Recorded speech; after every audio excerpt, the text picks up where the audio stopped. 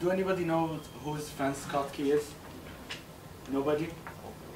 So it's going to be interesting because I can I've heard of him. lie whatever I want, and you're going to believe me. Francis Scott Key, he's an American lawyer and author who wrote the lyrics of the national anthem, the American anthem. And the anthem was the Star Spangled Banner. He born in August 1st, 1779, and died on January 11, 1843. I'm going to talk about his death at the end. The place of birth. He born in Tura Rubra in Maryland.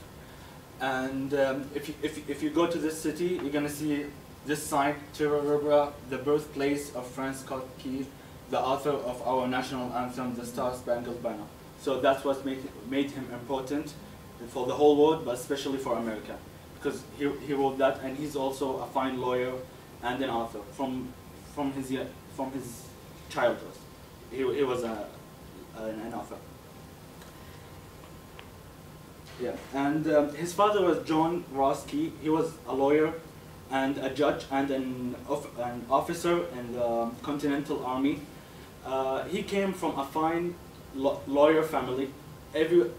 Mostly all the men in this family were lawyers, and that's what made him lawyer. He used to be in grammar and in English, pure English, but his uncle, after he studied pure English on this college, the St. John College. This is the picture of the campus, the whole campus, and this is the picture these days. It's still in Maryland, in Annapolis, Maryland. It's also called the King William School, and he studied grammar, pure grammar, and also law.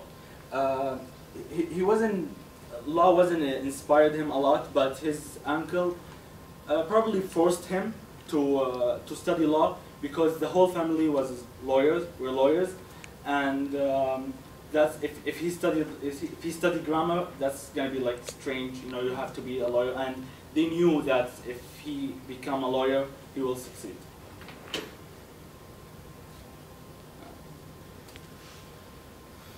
Yeah. Before I talk about the Star Spangled Banner, his grandparents, great-grandparents came from London, so he's originally from London, but they moved to Maryland in 1726. I don't know the reason. The book didn't say the reason, but they moved. Maybe Maryland is better. I don't know. So this, as I said, this is what made him important. The War of 1812. In 1812, a war began between the British people and the American people, because the American took some parts of the northwest of America. It was only 13 states at the time. It was only 13 states. Northeast. Yeah, northeast, and it was only 13 states. They were called 13 colonies. Yeah. Okay. Originally, they were the 13 colonies. The 13 colonies. Of England. Yes. Right. Okay. So so after. They were colonies. They were yeah. Yeah. It was. So after that, when the war began, Key didn't involve in the war, but he was involved with the prisoners, and because the British took some hostages and they put them in the main ship. Right here, this is the picture. Right here in the main ship, and the battle was on the coast. So he went to the soldier and negotiate with them to release the people, the hostages, because one of them was a resident from Maryland, so he wanted to release them. But the soldiers refused and took them like a hostages, not a hostages, but they told them to stay on the boat till the battle ends.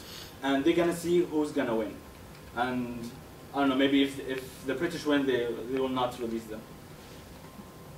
So after that, when the battle ended on the morning, they stayed the whole night in the boat. After that, in the morning, he saw the new American flag, and it was not the original flag that they used to have. There were more stars. This is the original flag that Key saw on the coast. it became 15 stars. This is after that they made a new one, but it looked the same. This one's 15. Yeah, and this one 15 too. But this is the original one. The original was 13. Yeah, and after that, Uh, after the battle, they made a new one. So because they won from the British people, and this is the original one that was on the battle, that he saw. And this is like these days. Which days? These days. No. No, not the original, but in the museum. In the museum, they put it because you cannot see it clearly. Right. That's why they made it to see clearly. Oh. You know, but it's yeah, of course, it's not the one. So after that, when he saw this flag and all the war had ended, he was inspired to write a poem. This is the original poem that he wrote. I don't know if you can read it, but this is the original one. I try to make it bigger as I can. And as you can see, he didn't write a title and he didn't write his name. He only wrote the lyrics, the words. So after that, this poem was a word of mouth in all across the country. And yeah, all across the country. Everyone was talking about it because it was on his experience on the boat, experience on the war, and everything.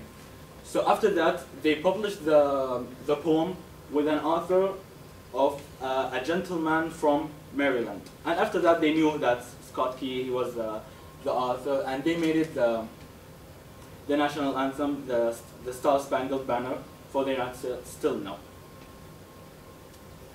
So his later life, after the war. In 1870, he became the vice president at the American Bible Society.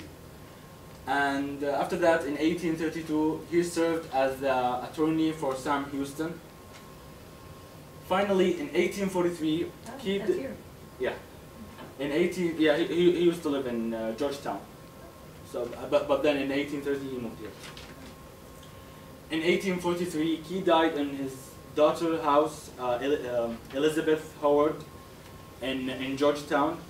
And this was a story of a great man lived in a great country, and he gave his country a great gift that they still now appreciated and loved it. Yeah, thank you. Wow.